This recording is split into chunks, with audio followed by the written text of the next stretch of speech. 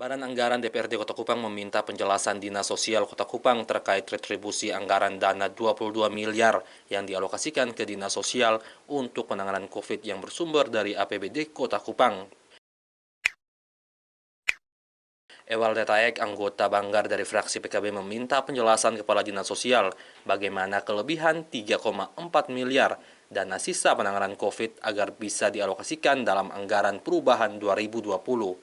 Harusnya ini Pak tadi sudah menjelaskan bahwa refocusing anggaran COVID ini kan ada dua. Penanganan COVID ada di Dinas Kesehatan 22 miliar, sedangkan untuk sosial safety net ada di Dinas Sosial.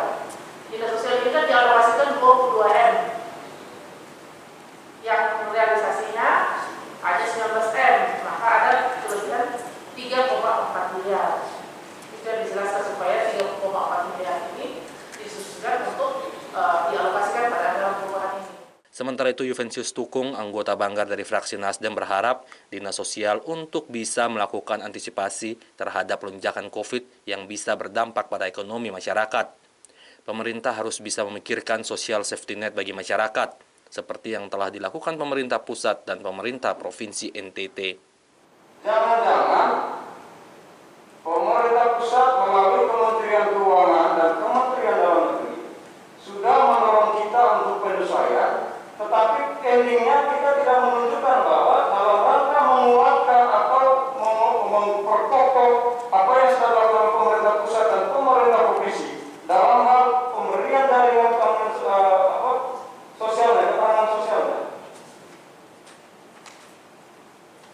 Maka pemerintah kota harusnya punya. Gitu loh. Jadi mana itu kita tidak ngomong yang kemarin ya, tapi ini 3 bulan harus dipikirkan. Sehingga besok terjadi, oh ya sudah, kami pun sudah menyiapkannya. Pemerintah pusat silakan, pemerintah provinsi silakan, tapi kota juga sudah menyiapkannya. Itu maksudnya. Jadi mohon ini menjadi catatan badan anggaran. Soal nanti berapa nilai-nilainya, tapi saya berharap ada intervensi sebagai political will dari DPR Kota yang terbaca dalam.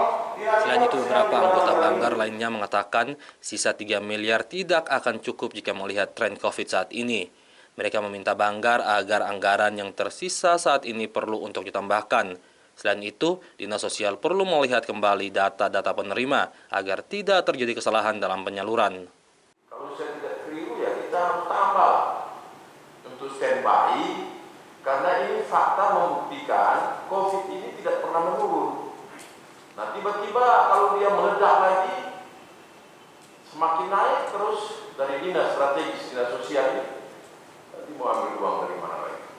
Jadi paling tidak kita di badan anggaran juga menyetujui, ya kita sudah sepakat bahwa ada rasionalisasi anggaran di dinas-dinas lain untuk pulkan di 6 dinas ini untuk terus kita genjot. Dan sisa 3 miliar lebih itu menurut saya dengan situasi dan kondisi saat ini kayaknya tidak cukup.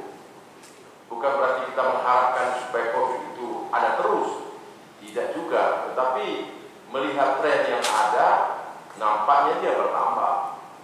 Nah, oleh karena itu perlu juga kita pikir bersama di badan anggaran untuk menentukan anggarannya apakah memang sudah cukup cuma 3 miliar yang sisa ini ataukah perlu kita tambah. Nah, sebagai pemberitahuan bahwa di Dinas Sosial itu ada penambahan anggaran kemarin untuk penanganan masalah strategis yang menyangkut tanggap cepat darurat dan kejadian luar biasa itu 76 juta. Itu tapi kita mau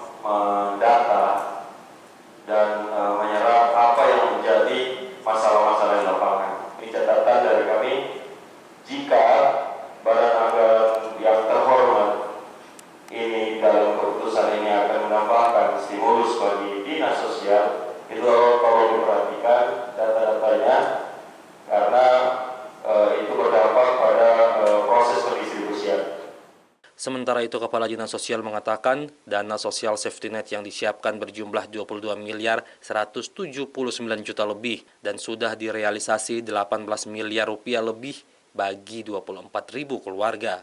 Arahan dari Pak Sekda, BPD, dana yang sisa ini dipergunakan untuk mensiasati dampak COVID ke depan.